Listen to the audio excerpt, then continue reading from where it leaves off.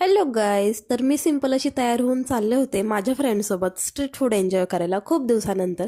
आणि हे बघा, आपण कितीही छान आवरलेलं असलं तरीही ओढणी बांधल्यानंतर आपला अवतार होणार आहे हे तर फिक्सच असतं.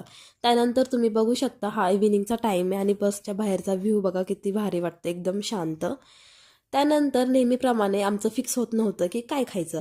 तू जे म्हणशील ते, तू जे म्हणशील ते, याच्यामध्ये वेळ घालवण्यापेक्षा आम्ही ठरवलं की आता आपण खाणार आहोत बिर्याणी. तर मग छान अशी आम्ही बिर्याणी खाल्ली. त्यानंतर नेक्स्ट आम्ही ठरवलं की नूडल्स खायचे. तर त्या दादांनी आम्हाला अशा काटक्या दिल्या होत्या टाईमपास करण्यासाठी. त्यानंतर मग आला आमचा नूडल्स. तर हे बघा कसला भारी दिसतोय, कारण तो शेजवान होता आणि तिखटही खूप होता. त्यानंतर मग आम्ही घेतली रगडापुरी.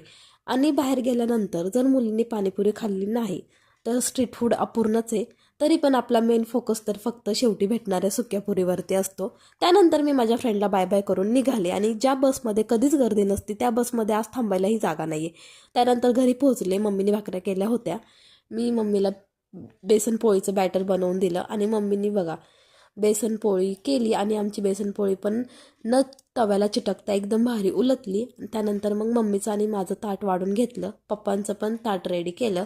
तर असा संपला आजचा दिवस. तर चला भेटूया नेक्स्ट व्लॉगमध्ये. तोपर्यंत बाय.